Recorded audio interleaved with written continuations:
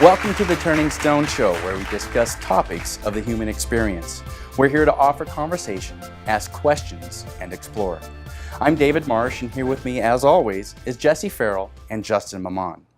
Our topic today is tuning in, finding presence in an age of distraction. Our guest today is Dr. Lisa Strohman. She earned her Juris Doctorate in Law and Doctor of Philosophy in Clinical Psychology.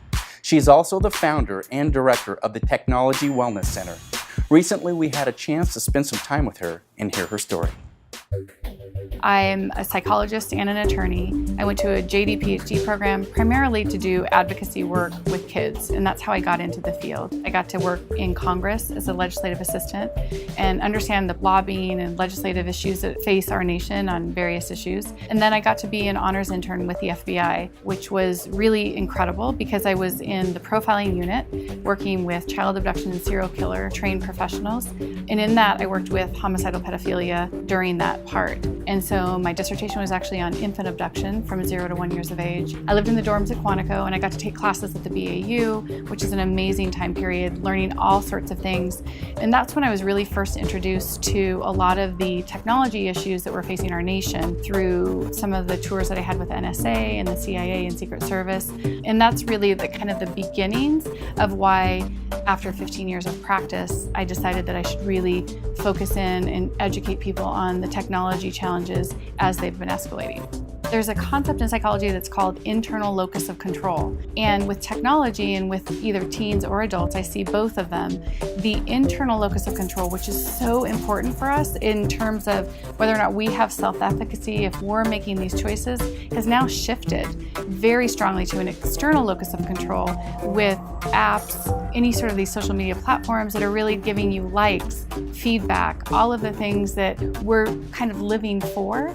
And so people are now no longer attending to their internal needs, and they're really looking externally for affirmations and feedback. I guess the experience of what other people consider is important for them. And so that internal locus of control and that loss of people to be able to self-soothe and really attend in that present moment is really difficult today with all of the social media.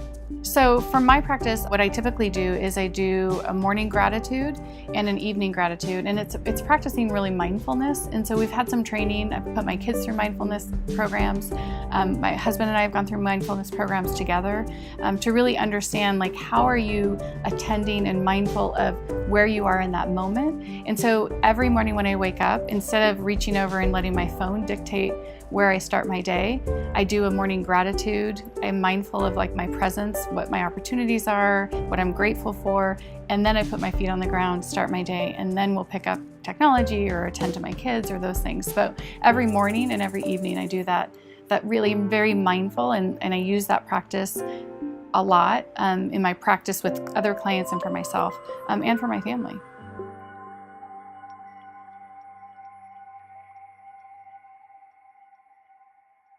Lisa, when you first started into clinical practice, you were sharing with me that you started to notice that there's a disconnect. Parents, kids, technology. Walk us through that. When you first started doing this, what was your understanding of how technology was affecting families? I think it was a combination of having people in my practice that I was treating, as well as having a family of my own at the same time. And I recognized that as the family and the kids weren't really engaged as much with their parents at such a higher level, that I was really looking at my own children and thinking, what am I setting them up for? And it really gave me that passion to make a difference. Mm-hmm. That's great. Yeah, technology is a big thing. We all have it. We've all got our iPhone with us. We need to be connected. The email, the text, the message. In fact, it gives me a little endorphin rush when I go, boom, got a text. Hey, somebody thinks I'm special. I feel important. How do we get to a point where we don't need that buzz? We don't need the energy, the charge. Explain some of that stuff that's going on there. What can we do? I mean, it's a real endorphin rush that you're talking about. It's that dopamine pleasure pathway that we have in our brain. And it's really what we're finding is the anticipatory part, not like actually getting it. So we're anticipating somebody might be texting us right now while we're having this conversation and we can't wait to see what it is. That's the part that if you can take breaks from it and realize that you can have that rush with other things, like in person with people. I was excited to come in to do this show today. It wasn't anything to do with I was going to get a message, but it was like that feeling. If we're engaging in real experiences, then we can actually learn that we can do both. We can have them both ways, and we're not so dependent on the one. And how does that affect our real-time ability to have conversations, right? Because everything is planned when you're texting or emailing or doing electronic communication. So here we are talking, and then it's like, oh wait, hold on, I'm going to plan my thought out exactly so that you can receive it in a certain way instead of really engaging. Absolutely. I think it's different for the ages. I think like the younger kids are actually now not even writing things out. They Snapchat. Right. They don't even actually have the verbal communication with one another. So it's regressing as the kids are getting younger, which is, again, why I'm even more passionate at this point, because the interpersonal abilities that we have, having grown up with and without it, they don't have anymore. And so that's really definitely something that you have to be aware of and educate people. Like when you're talking to younger people, you should say, orient your eyes to them and like have them be present with you, because they really aren't there. We've had a few guests on the show, and we've talked about mindfulness, we've talked about presence, we've also talked about the importance of being in our bodies. For the entire span of human evolution, we haven't had this component as part of our human experience, so we almost don't really know the impact yet. So we're in a physical reality, and then we pick up the phone or we open our laptops and we log in, and then we enter this virtual reality where time and space almost changes form in our experience, and it takes us out of our bodies. Do you find that with kids, like, is it affecting their brain development? Like, is it affecting the way their brains are actually developing? Absolutely. And that's the scary part, that I think that in the beginning, when I started this over 10 years ago, working and talking to people, the research wasn't there, but it's clearly there now. Yeah. So what they're showing is that the white matter is really atrophying in these children's brains when they're using over 6 hours a day on this technology.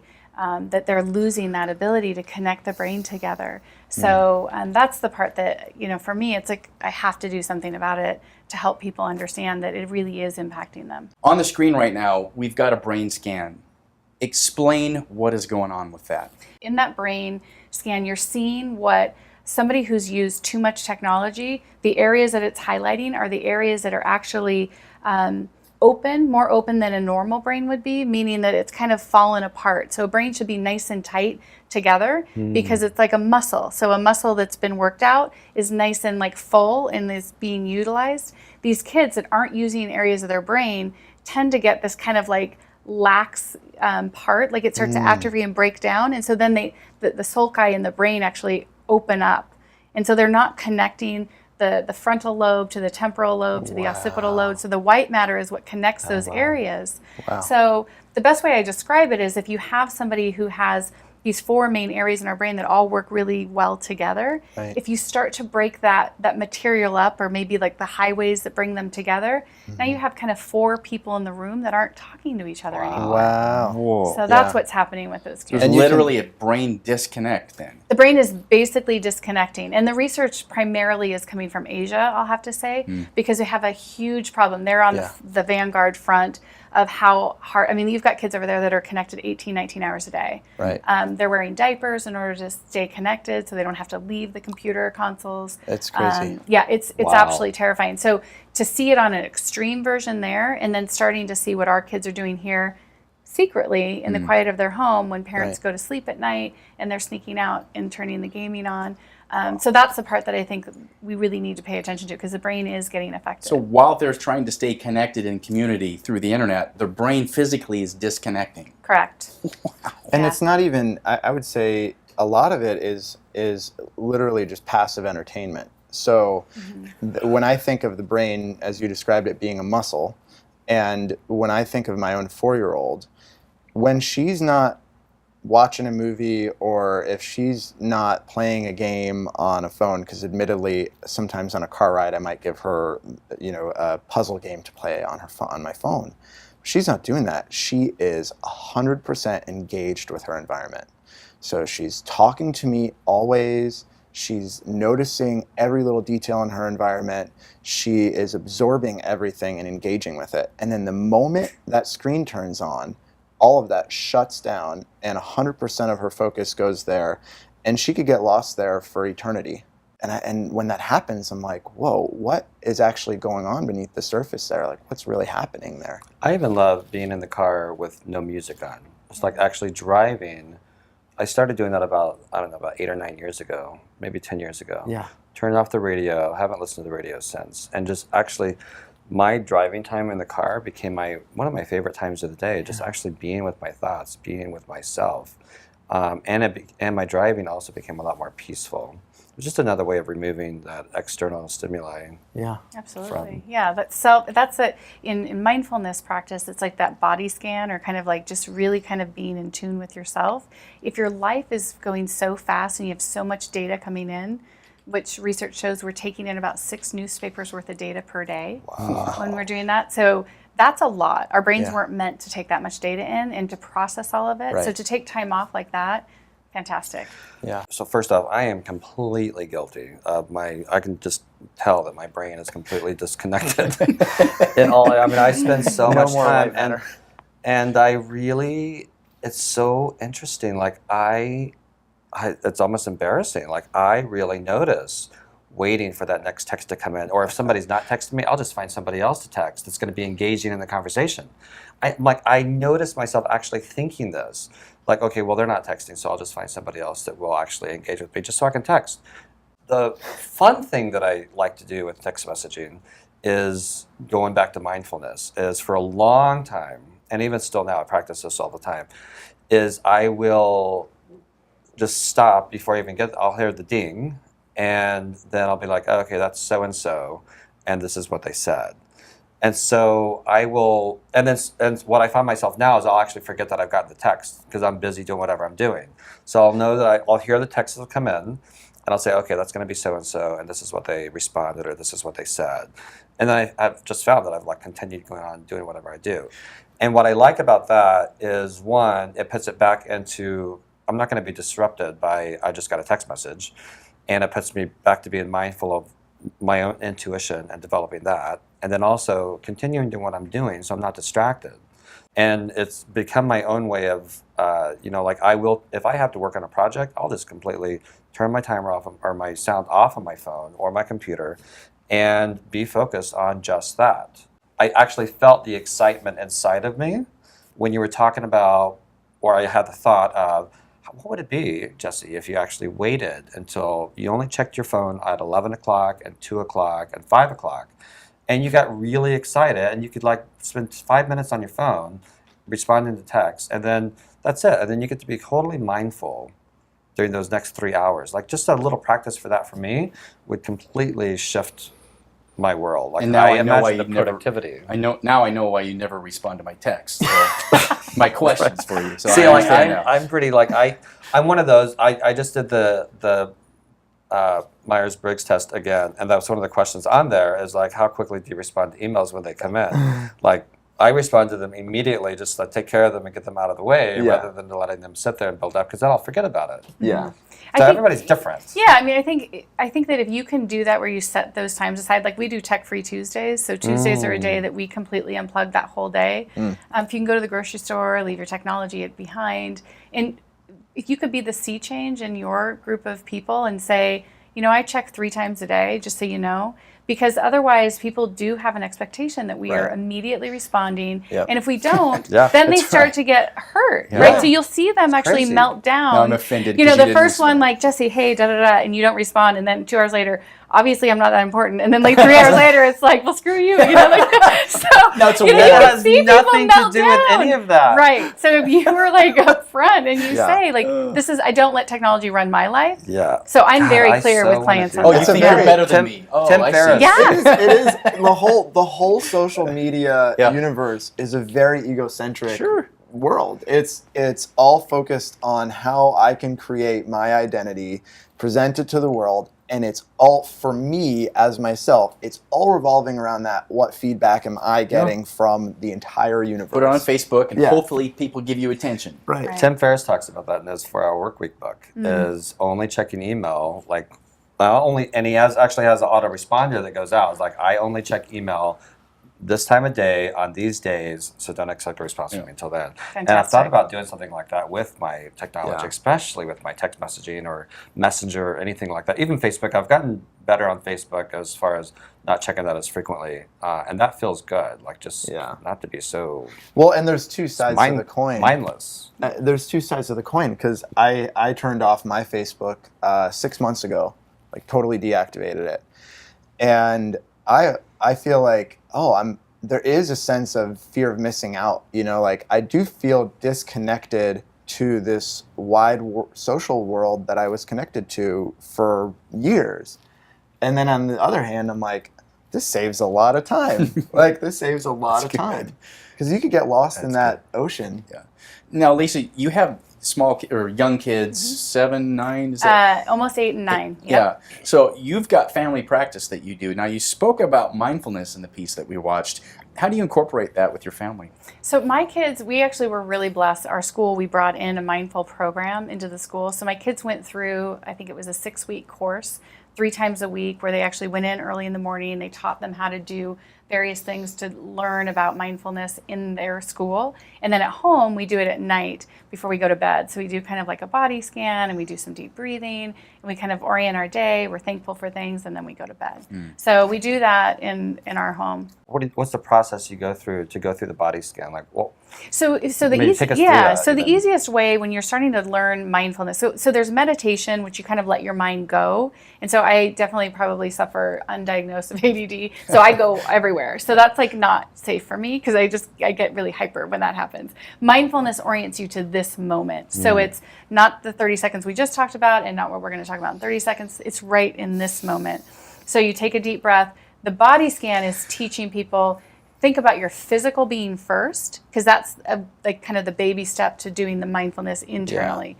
But like my 2 feet are on the ground, I feel my legs are open because I have a skirt on, like, you know, I have like sleeveless shirt, whether the temperature is. So you're kind of scanning your whole body head to toe and kind of feeling what that feels like. And it's just attuning yourself to you. It's so incredible how powerful that exercise is in relaxing so many elements of your body as well. I will do that often just as a guided, it's almost like a guided meditation with clients often on the table and just bringing awareness to the different parts of the body. I notice as I do that even with myself, it's completely bringing awareness and mindfulness to what do my ankles feel like right now? What do my knees feel like right now? And bringing, it's almost a way of connecting the energy back there too.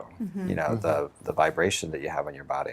Absolutely. I'm thinking about your practice, so it's unique. It's probably one of a kind, right? Is there anything else really like that? There's other practices. It's interesting because technology addiction or internet addiction disorder started really kind of at the forefront in '96 is really when the first time Dr. Kimberly Young was kind of the forefront of that. But what she did and what I diverge from is that she brought it in as almost like the same addiction as an alcohol addiction or process addiction. She did all the 10 steps, she did the questions, all of that stuff, and just kind of cookie cuttered it and put it together. My practice, that doesn't work. I work in the grounds, I'm in the weeds with it. And so I look at interpersonal, behavioral, emotional, and physical issues. And I assess those 4 areas. Because I could have a star athlete, physically totally fit. I don't really need to deal with like overeating issues or undereating issues or whatever. But interpersonally, he doesn't know how to ask anybody to go out on Friday night. Or, you know, so like I have to really be unique in my approach with people. And I think that just my background, I'm probably not the typical kind of kumbaya, sit down. Which and don't you find? I person. find even for myself, and I think more and more just as we progress in today's day and age, is there isn't a cookie cutter. It is very much individualized, and that really is why we're developing more of those relationships. Even though we're disconnecting, we're also becoming more mindful and aware of that we are all connected. And then bringing that, like what you do, I would think, is bringing it even more down to that mindfulness of how connected you are just with your own body and your own self. Well, and my curiosity is what kind of treatment plans do you have? Because, you know, what we're talking about here is not a physical substance, right? Right. It's like almost like an immaterial substance that people are addicted to, and they experience it as though it's real, and it kind of blurs the lines of reality in a way. for us. So But in a way, it does. it does. Yeah. And I don't even think Yeah. the younger generation is even at all remotely aware of that, Oh yeah. or I mean, even how- many adults. I mean, Right. Of course not. I have yeah. kids in their young 20s, late teens, and they're absolutely constantly on the phone connected. Oh, and I'm yeah. like, hey, do you guys ever unplug or disconnect, like when you go to sleep at night? And I was glad to hear that my kid said, yeah, we'll usually put it on no ring mode so I can go to sleep Yeah. and not be disturbed through the night. Because you've told me that there's kids that throughout the night, they don't even get a night's sleep because their phone's going off and they're constantly Right. texting Right. each other. Right. Right. It's such a wide issue. And to label it as an addiction, first, like, what would be the qualifications for that? And then how do you treat it? So that's probably where I'm not a labeler. Like I'm Yeah. really anti-label. And so the reason why I call it technology wellness is because I think that we can figure that out. We have to figure out a balance. We can't pretend like it's going to go away. Yeah. Yeah. and we use it. We use it all the time. It's like food, right? Yeah. We're going to have to learn. I'd love to have chocolate cake every day, but that would be problematic Yeah. if I did that every day. So, Sure. we have to figure out how we monitor ourselves and learn that. Like, how do we internally regulate? And that's what the kids are not learning what to do, because Got it. not only do they have it at home because it's convenient as parents. When I wrote my Yes. book, I used it. It's convenience, parents. Totally. Yeah, then they go to school, and now the schools are putting it all into the school. So now they're Yeah. using technology at school, and then when they get home at night, that's how they stay connected socially. So we're looking at right now our middle-aged school kids. They're on average 14 hours a day, Oh my Wow. God. which is right where our brain atrophy. Right, we're definitely into that realm. So it's my opinion is if we get to the education part early, like my kids grow up, and my daughter. When I was leaving this morning, my son, you get one video game in the morning and one in the afternoon. And he was like playing a game and doing the extended something. And she's like, you're just turning your brain to mush. You should know that. So, and they're like little because That's they've great. heard it their whole lives. Yeah. Yeah. So I think if we can get them to understand it early on, then maybe they have a chance to regulate themselves. What as is they the get older. process that takes place when a child or an adult? But I'm more concerned or more focused on children because I have one. Yeah, right. So what is the process when the screen turns on? What's happening there? Because it's literally like it almost feels like every part of the retina is just like boom. Right. It's engaged at every minute.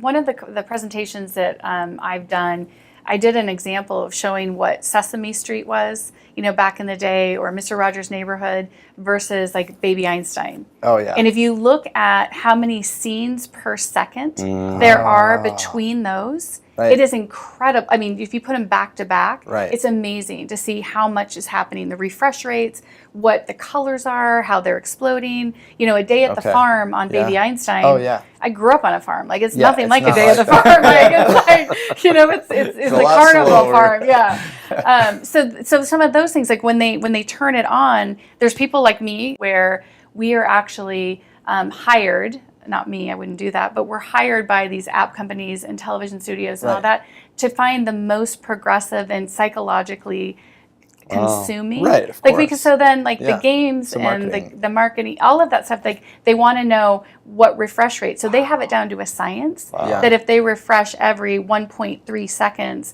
you're going to sustain the interest of the longer, child right. more than what we grew up on, like Sesame Street, like where Yeah. it was like they're walking down the street, like so That's it's what much I do. different. That's what I do for this show. So wait till you watch it. Like it's constantly like Okay. Well, exploding everywhere. Yeah. It's like totally stimulating. And I'm thinking like as a clinical psychologist, so you have real issues, depression, ADHD, anxiety disorders.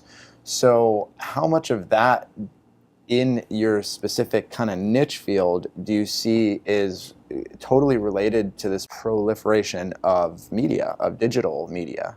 I see it as a direct correlation, and even though we can't say it's causative, Yeah. there's a lot of research that talks about media violence, and so like that has been causative. I mean, I can't take a kid and say, Can you donate your 4-year-old, and I'm going to put a bunch of like violent video games in front of them for their Sure. whole life. Let's see how she turns out or he turns out. It's hard to do So that, parents can't do that, but we can kind of go retrospectively and look at, these are the top players on Halo, let's say, Got and go back 10 years. And what we find is not that there's a direct correlation or causation of becoming more violent if they're witnessing or engaging Right. in violence. But what we do find very directly is that there is a complete lack of empathy, so that they're basically much more disconnected Yes. and unaffected by things Right. that all of us would probably be if we didn't do that. Has there been some research, or do you talk with and educate people on what is the long-term effect of, if this is how many hours you're actually spending on your devices, if you're spending 14 to 16 to 18 hours a day, doing that for 10 years, this is what's happening to your brain. What is the long-term effect that we're looking at as a individual, but also as a society and as a global community? What is the impact of that? I think it's going to be devastating if we don't create an understanding of balance. And I think that the best that we can do is really look at, if you're going to spend 6 hours online, you need to do 6 hours offline and engaging in, so for instance, throwing a ball. Like if you go back to like simple times, like that's really eye-hand coordination. So physically, we see an increased amount of like eye Which is why convergence exercise disorder. is going to be so important every single day for people. Absolutely. Okay, I'm sorry, go ahead. Yeah, absolutely. I mean, that's where it's, from my perspective, it's parents recognizing, we're busy. We have careers and we're trying to work, and our kids have to be engaged otherwise, and other people are in control.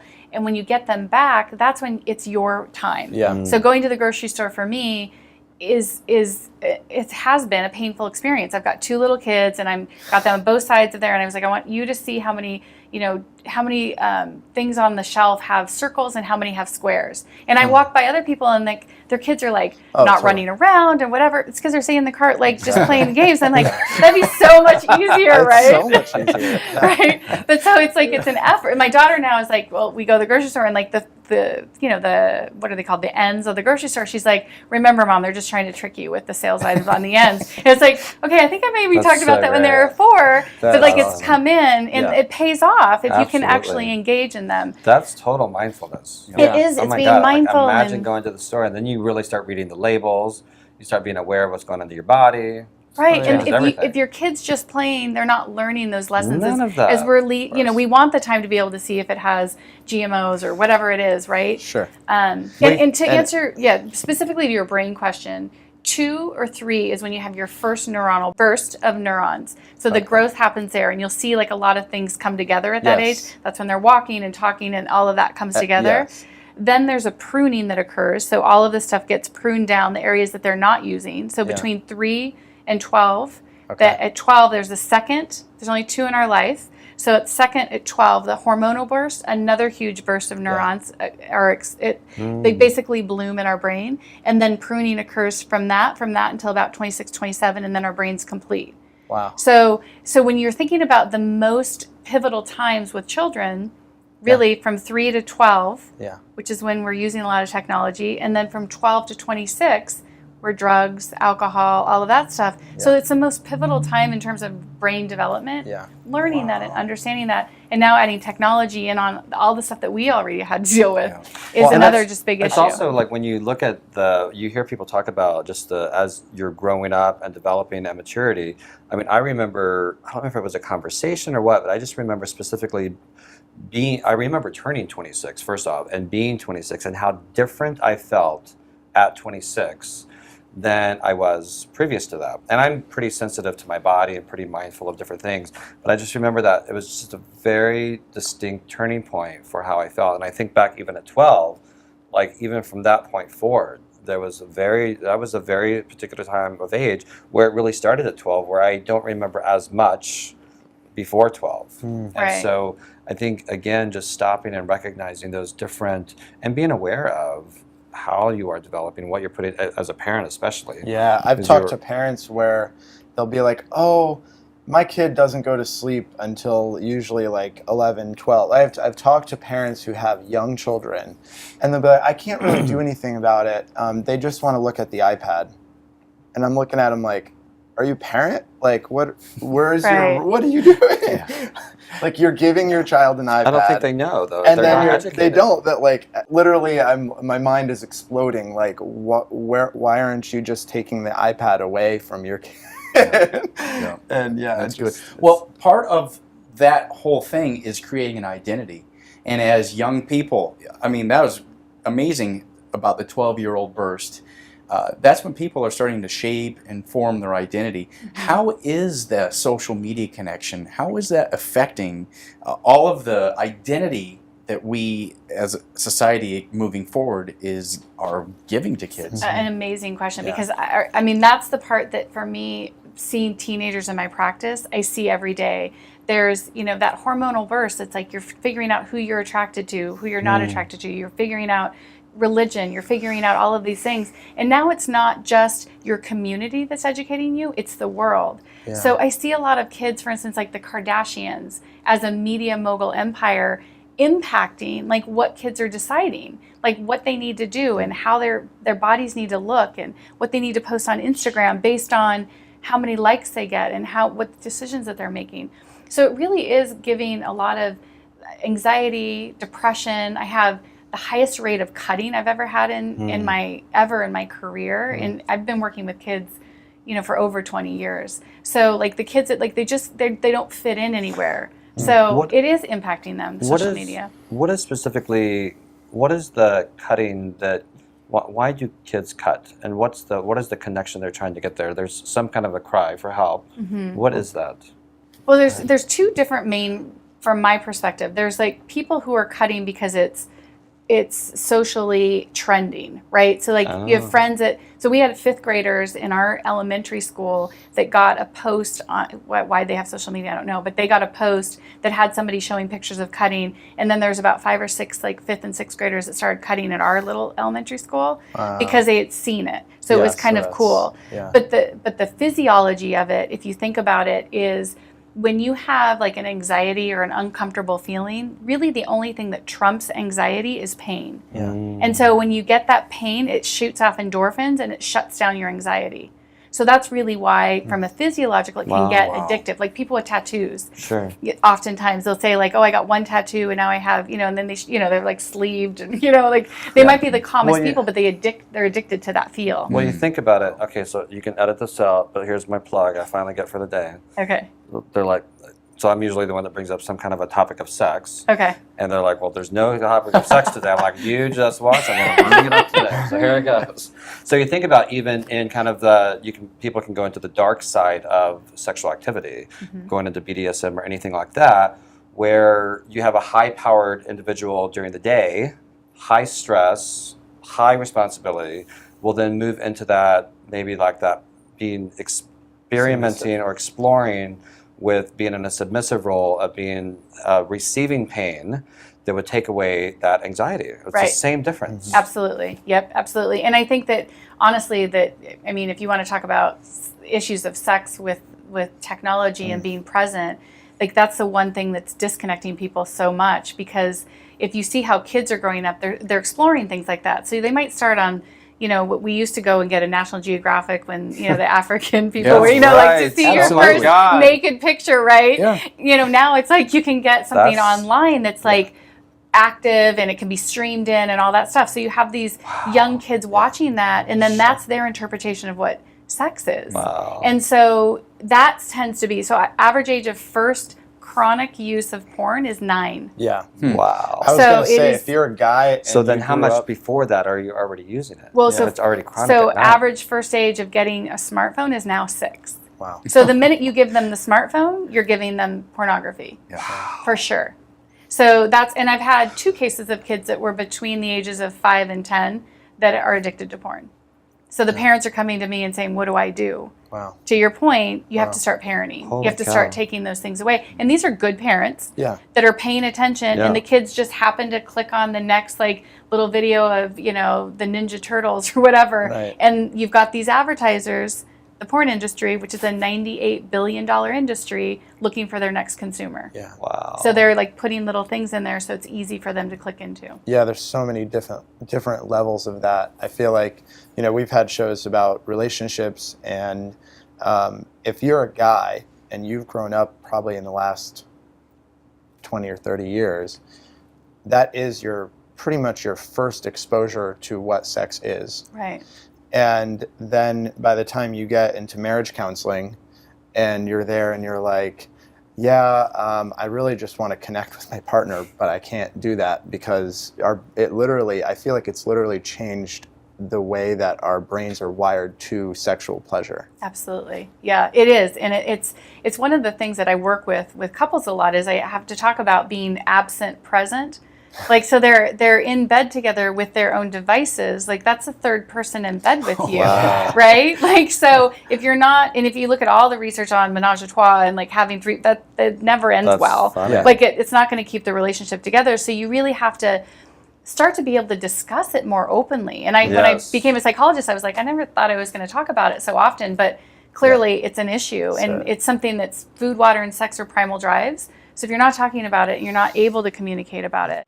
I sometimes when I do coaching, I will, and it sounds so odd, but sometimes just spending time with yourself in front of the mirror, completely naked, just loving your body, appreciating it, just spending a few moments, just connect, even in the morning getting ready. How many times, it's actually crazy, like I have noticed for a long time when I would buzz my hair completely, how many, I would notice it's maybe been a couple of days, even though I know I have been in front of a mirror, but it's maybe been a couple of days since I've actually looked at myself in the mirror and connected with myself. Even at that level, like that's just another way that we can connect with ourselves every single morning. Brushing your teeth, look in the mirror, look in your eyes. I love you. You're amazing. Look at you, like the miracle and the brilliance of who this body is. And I think that I notice on especially dating sites, especially like the ones that you can just swipe now, just like slide right through like to the next person, or find whoever you're going to connect with, whoever's going to be receptive, and you start engaging in a conversation with. I just noticed that this week, like, is it really me engaging that person for what reasons, or is it just me engaging that person for validation, for that external validation?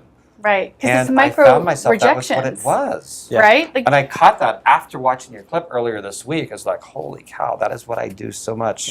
yeah, I had a client who did that, super sensitive, very in tuned, all of that stuff, wanted to meet somebody, and she came back after a week a mess. And I said, I don't think it's not your makeup to be the person that goes on these sites. Yeah. And she's like, she came back a mess. She's like, I'm not getting any likes. Nobody's checking my profile. Like, you know, and it's like, so she's getting rejected, not just in person when you meet somebody, but hundreds of times when you see people viewing you To increase and they're their not anxiety. right. Well, So- and the sad thing is what I look at it from a sales perspective is how many yeses, how many no's do you have to get be able to get a yes? So you have to get a lot of no's to be able to get a yes. So then it's just a matter of numbers. So then you're just like, you're so even disconnected from people at a whole nother level. It's like, you're just it's like, cattle. Well, there's a Yeah. there's a bigger question, and that's what are we really seeking, right? Right. The bigger What are we question seeking? is, what are we really seeking? What are underneath we that? seeking on social media? What is it that we're trying to achieve? Well, that's a really big question. I mean, social media was really made to connect people to others. I mean, if you think about the altruistic reasoning for it, right? If I wanted to go and connect with somebody who's in Russia doing some sort of research, I could connect with them and have this great interaction and like really understand what the issues with Russian people are versus Americans, right? It's the extension of writing a letter to picking up a phone to now having the electronic Instant. Yeah, Which is great, and we need which that, is- and it's awesome. And what you talked about Yeah. earlier, it's the balance. It is the balance, and it's the kids, like, they'll go out from school, come home, put their computers up, Skype while they're doing homework. They can't be alone. So to your point, if somebody's not texting you back, you find somebody else. Totally. How do we sit and feel comfortable in our own space? And I'm being, which is fine that with mindfulness. doing that. Yeah, when I'm Not in picking on that. you. No, it's good. I was like, this is technically that's going to be a pick. He needs to be picked on I picked on occasionally. myself. Yeah. I'll leave my cards for Yeah. now. I saw you like getting into a coaching mode there. We've I was scheduled like, an "Whoa." appointment I with felt Lisa, that flip so- really quick. Yeah. Yeah. No, I'm not. I just Because I'm guilty. Like I'm pretty zen in myself. Like this is definitely me. This is what I do. And my kids have called me on it. It's like it's definitely taken me away from being present with my own kids. And it's something to always look at. I totally lost track with what I was talking about. I have a question. Okay, go ahead. I think you have a text message. Yeah. Hold on, my phone's right here. Let's see. Oh my God. Yep, I have one email, one text message, and one messenger. Not bad. You're important. Put that phone away. Yeah, does that make you feel important? Yeah, totally. Okay. In the grand scheme of things, the arc of human evolution, we've come into this present age, the information age, and we're blessed with a lot of things that we know. We have healthcare, we have hospitals, we have airports, we have an iPhone with 10,000 songs in our pocket. We can Google anything at any point. We can have access to any information. What is I'm not asking you to give an answer. What do you feel in observation this arc of human evolution is going through, and where do you suspect it might head? You know, it's interesting. I've done a couple of shows, and it ultimately leads to kind of AI, or that artificial intelligence. The people that are really way above even you, that are connected all of the time, they start talking about wanting to upload themselves into computers. And so there's been some movies about it and things, but like the people that are really in that world ultimately would like to lose their human vessels and be part of that community, which is really light years away. Yeah. But I think that that's kind of where, you know, with the cryo freezing and all the Yeah. stuff that people used to talk about, I think that the people that are really into that level of technology would love to have their humanity placed into some sort of But how do cyber you- Ray fashion. Kurzweil talks about the singularity where he'll be uploaded, and that's why he's trying to live as long as possible so he can get to the point where the computer technology can get him inside of virtual reality. Yeah. Wow. Yeah. Yeah. Now, how do you break that down, or do you work with clients at all, or talk to patients at all about breaking that down to just developing that at your own intuitive level? I know an example of that for myself was I have a friend who's a psychiatrist, and we developed a great friendship. He's also very psychic and very intuitive as well. And it's the first person that I really met where I had the experience for myself that I could be completely honest with somebody. Like I could say anything there was, and there was no judgment coming from him. And also because I knew that he could pick up on everything I was saying, like he was just psychic to that. And so there was a point in our relationship, about a year into our friendship, where it was so visceral, so real. Like my knee would hit my bed at night as I was getting into it, and I would immediately start this conversation with him in my head. And we'd have like this little short conversation or whatever. Sometimes the very next day he'd call me, he's like, "Hey, we were talking last night." I'm like, "What? How did you know that?" And this went on for almost a year, like where it was just constant. Like the moment my knee, I wouldn't think about it at all. But the moment my knee would hit the bed, we would start this conversation, and we would have like this conversation. And so I know we were having, and it was validated by him responding like the next day, he's like, "Hey, you were talking to me again," or whatever.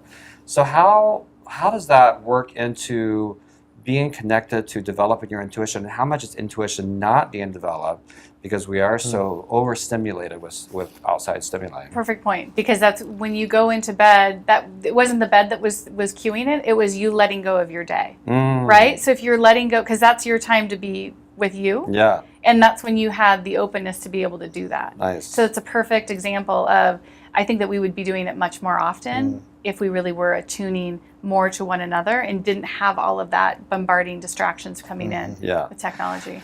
That leads me to a really great point that you talked about, which I think is so important, and something that I know is important on this episode specifically, is that mindfulness and the practice of gratitude. And I have goosebumps even talking about it, because it is such a powerful practice. And you talked about in the opening clip of before you even get out of bed. For a long time, I was in a coaching program that was a very intense coaching program, and sometimes I would be up until 1 or 2 in the morning, and then have to be up at 5 o'clock or 6 o'clock, get very little sleep. And so I started during that period of time really creating my sleep and being mindful and having gratitude for the sleep I was about to get, that my body would go through its complete reset process during that time. And I would wake up completely refreshed, ready for the next day. And it worked every single time. And I existed during that year on very little sleep, whereas normally I could not do that. And then in the morning, waking up and starting that same practice of just being grateful for the sleep that you just received, then being mindful of what's about to come for the day, or even just in the moment, like, how do you feel? And even beyond that, like, forget how you feel. It's like I've taken away the opportunity to be sick so many times by just switching that to gratitude of how do I feel? Absolutely. And spend time thinking about that and being grateful for that, instead of you're going to keep creating whatever you're thinking more of. And so I'd like to just have you talk a little bit about that mindfulness and maybe the psychological importance of and the physiological difference you feel in your body when you have a practice of gratitude. I think that there's a lot of research on that.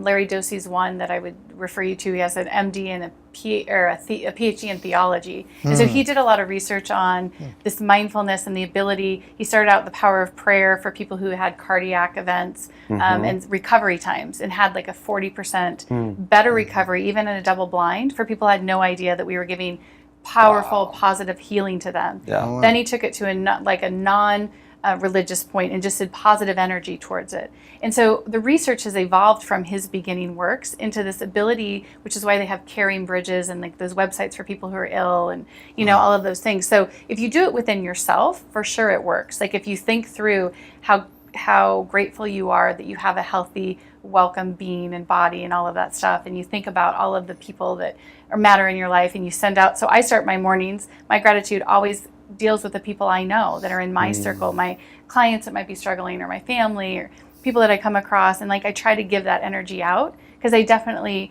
knowing from the research, know that it works. So I think that if you continue to do that, if people tend to do that, because and sleep is another one. People think that they can go to sleep, like they're going to go to Milwaukee, right? Like you can't. Like it's not the same thing. You have to let go of your day. You have to release yourself. That's to why sleep. it's so important to be mindful of what are you doing before you go to sleep, and being aware of that moment when your body says, okay, it's time for sleep, and how quickly can you move into your sleep mode. Right. Just the same way with eating as well. Lisa, there's a lot of resources that you have available for people. I know you've written a book, and you've got another one you're working on, and you also have the Technology Wellness Center. What are some things tangibly that people can connect with you on regarding this information and things that they can do and prepare, especially if they have kids?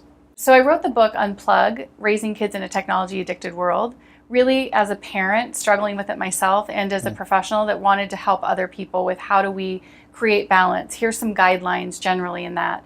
And then the second book I'm writing is Technology, the New Gateway Drug, because I really look at technology personally as really more of a portal. The technology is not what's really evil. It's actually what it's introducing us to and allowing us to get into. Definitely. And so those are the things, the resources that I've created. But I've also, the Technology Wellness Center I made as a question answer site, because I just don't have enough time in my practice to see people hour after hour and get everybody the help that I want to. So that's why I did that. Yeah. So that you're able to reach people on a larger level. And just get them the help that they need. And obviously some of them are struggling using technology, and so it seemed really natural to allow them to have a technology-based way to get those answers. Awesome. Lisa, thank you for being here. Thank you for sharing with us. This is so important for us to have the understanding of connectedness and what it's doing to us physiologically. So I appreciate you being here today. And on the screen, there's information on how you can get a hold of Lisa's book, and you can connect with her. Now is the part of the show where we like to have a turning stone, something to set our intention for the week. And with today's turning stone, we go to Jesse. The question to practice this week is, what does your soul desire to experience in this moment, and in this moment of time that would have it be fulfilled? So today's topic has been for sure very close to my heart, because I'm definitely guilty, as maybe not as many of you are, but definitely guilty when it comes to technology and being consumed by technology. And I've for sure myself learned a lot today with Lisa, so thank you very much. And so your practice and your homework this week is a couple things. One, pick a day this week where you can be maybe like Tuesday, so Tech-Free Tuesday. Spend an entire day with no technology. Or if that's too much for you, choose a block of time. Maybe even looking at no technology after 6 o'clock or after 9 o'clock. So really start to, well, what am I going to do with my time during that time? Well, spend time just being mindful of your own body, mindful of maybe create a practice of gratitude that Dr. Lisa talked about. And then that would be the second assignment this week, is create a practice of gratitude. Maybe it's the first thing in the morning when you wake up. Maybe it's at night before you go to sleep, talking about creating your sleep. We talked a little bit about that.